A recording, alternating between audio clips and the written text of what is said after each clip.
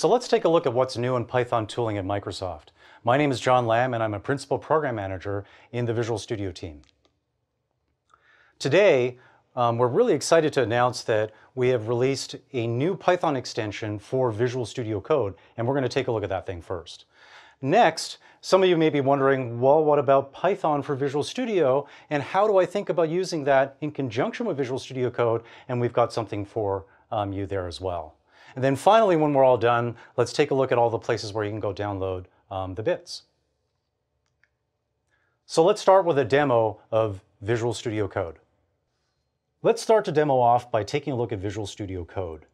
In the most recent version of Visual Studio Code that shipped just before the Connect conference, we have support for what we call multi-root workspaces. A multi-root workspace allows you to have multiple folders inside of a Visual Studio Code session, and each folder can belong to a different project.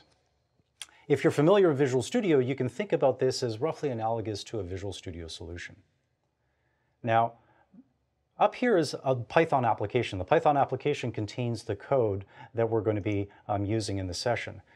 This application uses a Python extension called Python extension that exports a function called increment. This increment function is actually defined in this second workspace directory, which contains the C++ code, and we're using the Microsoft C++ extension here to visualize the code and to have a code editing experience.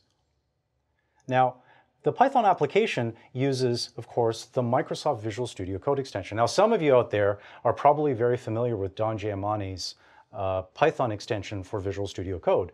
We recently hired Don onto my team, and we have now re-released this extension underneath the Microsoft Publisher name.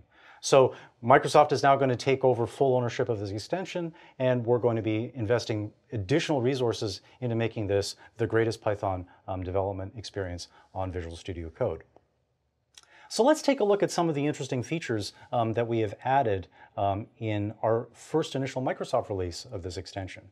One thing that we added support for is the ability to have multiple, to allow you to rapidly switch between different Python environments.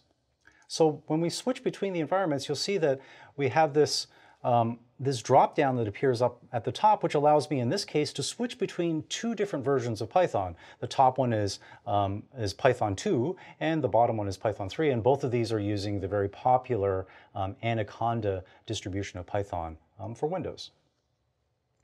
Now, let's take a look at what we can do with running unit tests. If you take a closer look at this file, you'll see that it's simply got a bunch of unit tests for that Python extension that we wrote in C++. There's two different tests here. We have the test simple, which does some obvious things, and then we have a more interesting unit test down at the bottom, which tests some corner cases that might be interesting to us as well. Before we run this, you may notice that there's a whole bunch of different squigglies inside of this file, and all of these squigglies come from the built-in linting support that we have inside of the Python extension for Visual Studio Code. Now let's go off and run our unit tests. And the first time I run unit tests inside of the application, the Python extension is going to ask us, hey, can you configure a unit test framework for this project, because I haven't seen you use unit testing on this before. So in the drop-down, I can click here to enable it. I'm going to select PyTest because our tests are written using PyTest, and a directory where those tests can be found. In this case, this is the test directory that we have over here. So now that I have those files defined, we can go through and run the tests.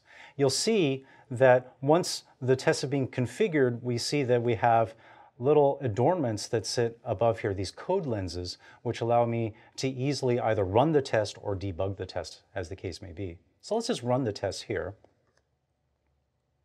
And we can go bring up the test output window. And we can see the results of running the tests, right? So in this case, we have one test that passed in 0.02 seconds. I can run the second test down here below, and we can notice, oh my gosh, something failed here, right? And again, this is expected. Now, one of the really nice things about our extension is the fact that I can set a breakpoint and also click on Debug Test. So this will drop me into the debugger. So I'm going to go start running this.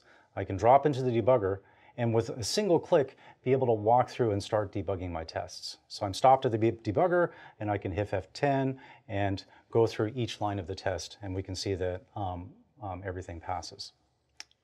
Now let's take a look at the more interesting case below, which is this one here, because it failed. All right, so I'm going to set a breakpoint here. I'm going to run debug test again. And you can see what this C++ function in the extension, all it does is it increments the value that we passed in. So in this case here is a boundary condition, which is, one below the maximum positive value of a signed 32-bit integer. Now that we're stopped here, I can hit F10. So what did I expect to see here? Well, you can see below in my assert, I'm expecting this to be 1 greater than this value. But instead, what I see is I see a negative number. So oops, there's probably something wrong here. So let's go a little bit deeper and let's debug into the C++ extension. Now, one of the marquee features that we have in Python tools for Visual Studio is the ability to do what we call mixed mode debugging.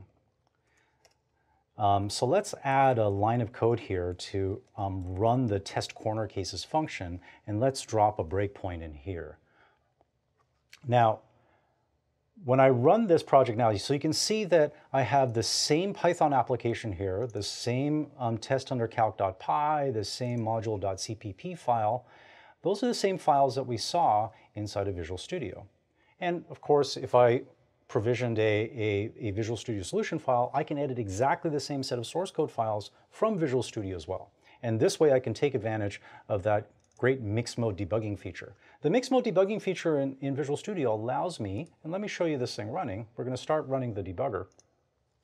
It allows me to debug both Python code and C++ code inside of the same debugging session. Inside of the debugging session, I can see stack frames from Python code, and I can see stack frames from C++ code, all commingled together. And this makes for a fantastic debugging experience, especially for those of you who may be building native extensions in C++ that you want to use from your Python code. So now that we're stopped here in the debugger, let's go and step in.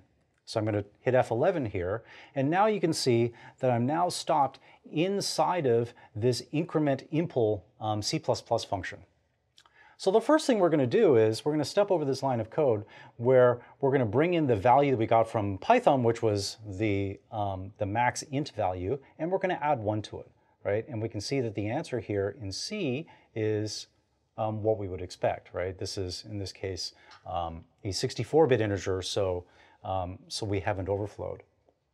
But if I step over here and I take a look at what result is going to take the result of the computation and convert it back into a Python long.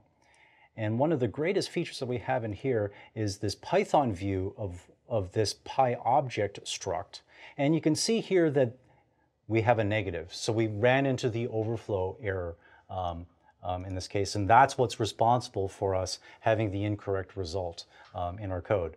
If you're curious, you can take a look at the code here inside of this commented out region, which contains a correct implementation that will handle the integer overflow situation that we just saw.